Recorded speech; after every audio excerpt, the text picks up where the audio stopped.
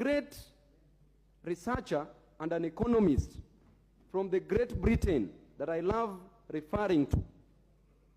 Mr. Speaker, he was consulted, and his name is John Maynard Keynes.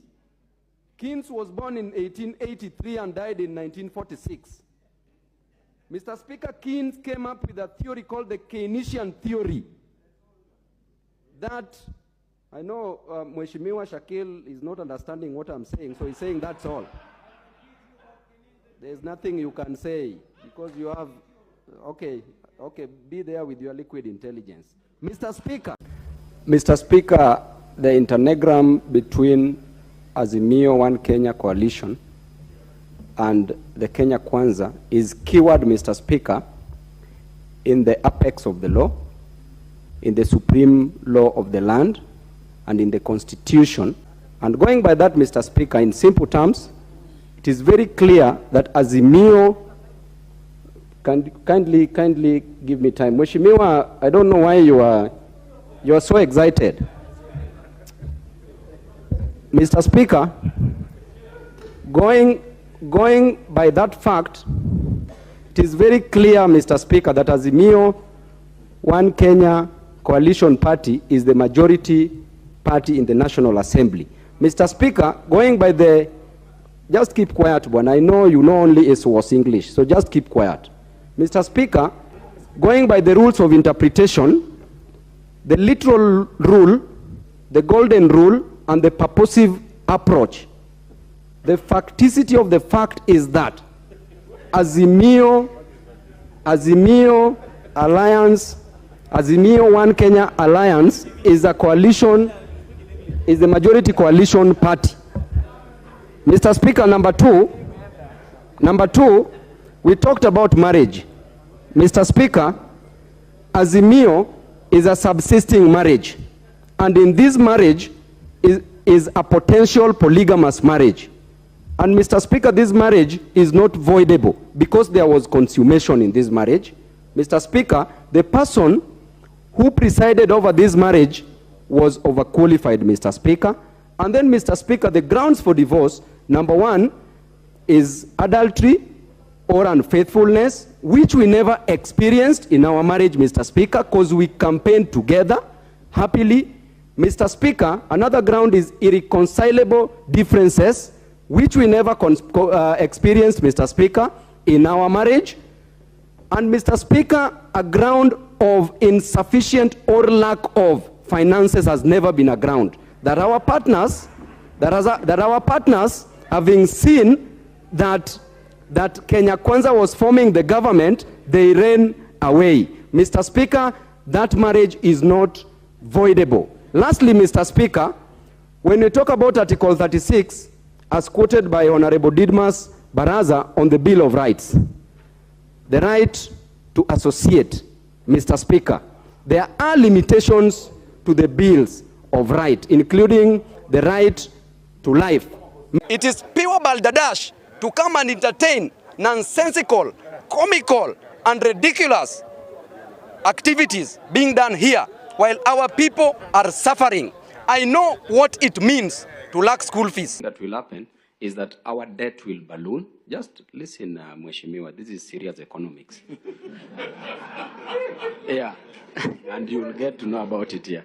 Now, if we leave it, then one of the impacts is that our debt will seriously balloon, and therefore we can decide and say that we will not pay the debts. There's nothing that they can do. And number two, if we are not paying the debts and the exchange rate is high, which means that the imported goods, we will discourage consumption of imported goods, and therefore we will treat the foreign absorption or the absorption from the imports. We will discourage it, and we will encourage domestic production, because the moment we stop consuming the imports, we will now be encouraging consumption of domestically produced goods, and that will make us grow. That is the only thing that will make us grow as a nation.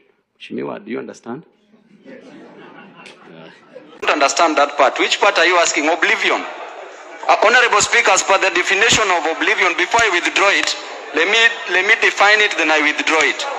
Oblivion is the entombment or entombment, for those who don't understand, of the unworthy into their own dust of nothingness. So therefore, Honorable Speaker, what should I withdraw there? Okay, I withdraw to suit your ego, the Tanga MPs. For your ego, I withdraw. The Honorable Babu. Yes, the Honorable. Madam Speaker, I've really tried to escape being killed by humility, but I will not avoid being killed by the fatal injury from wisdom. Madam Speaker, in fact, when I woke up today morning, I realized that I'm wiser than I was yesterday. And as I'm speaking, I'm now wiser than I was 2 seconds ago. And I know, Madam Speaker, that in life you are either wise or otherwise. And that has been exhibited by the Tanga Brigade, that they are otherwise but not wise. Number 3, Madam Speaker, I want to tell you that the third thing that will kill me is the megalomaniac nature of the Tanga MPs. The frivolousness, the fickleness, the irresoluteness, and the effeminate. Just shut up when an intelligent man is talking. Shut up when an intelligent man is talking. Madam Speaker.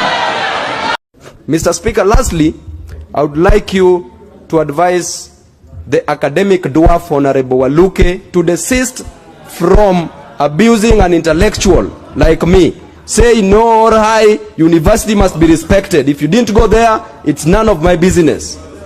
Very well. This is what it is, Mr. Speaker. Nyathi matin mantie gi chund maduong oken jaduong to kendo jopiny tibim to jaduong bende man gi chund matin oken nyathi matin mogik pek mar ter nyang ema miyo nyang. He met me in parliament. He asked me, Babu, do you believe that now I'm the president? He asked me. I told him, ulitushinda na akili. Yes. That man is a sharp man. We cannot underrate him. I can tell you, Murid, the day I saw Ruto in parliament, and he asked me a question that, Babu, sasa umeamini mimi ni rais? And I told him, His Excellency, ulitushinda na akili.